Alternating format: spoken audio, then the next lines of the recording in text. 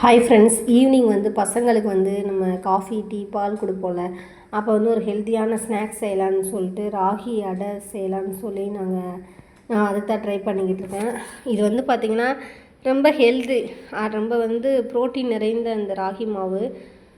ராகி கூழ் பண்ணி குடிப்பாங்க இல்லையா, முருங்கைக்கீரை சேர்த்துட்டு சின்ன வெங்காயம் பச்சை மிளகா அப்புறம் அந்த கேப்பை மாவு அதோட சால்ட்டு அப்புறம் சின்ன சீரகம் சேர்த்துக்கலாம். அதுக்கப்புறம் பார்த்திங்கன்னா கருவேப்பிலை கொத்தமல்லி தேவையான அளவு உப்பு சேர்த்துட்டு தண்ணி ஊற்றிட்டு ரொம்பையும் நம்ம தண்ணியாக மிக்ஸ் பண்ணக்கூடாது. அதாவது அந்த அடை பக்குவம் இருக்குல்ல, அந்த பக்குவத்தில் அதை மிக்ஸ் பண்ணால் போதும்.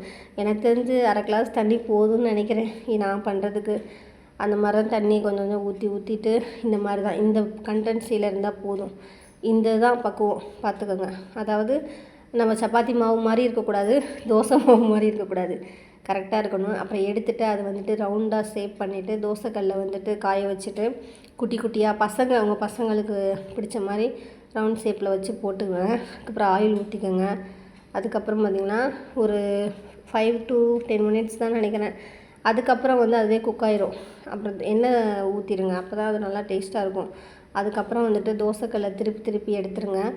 எடுத்துட்டிங்கன்னா அது நல்லா ஃப்ளேவர் சூப்பராக இருக்குங்க. மறக்காமல் முருங்கைக்கீரை சேர்த்துக்கோங்க. அதோட தேங்காய் சட்னி இல்லை தக்காளி சட்னி அப்புறம் காஃபி போட்டு பசங்களுக்கு இது கொடுங்க. ரொம்ப ரொம்ப ஹெல்தி. பசங்களுக்கு இந்த மாதிரி நீங்கள் வீட்டில் பண்ணி கொடுக்கும்போது அவங்களுமே இன்ட்ரெஸ்டிங்காக சாப்பிடுவாங்க.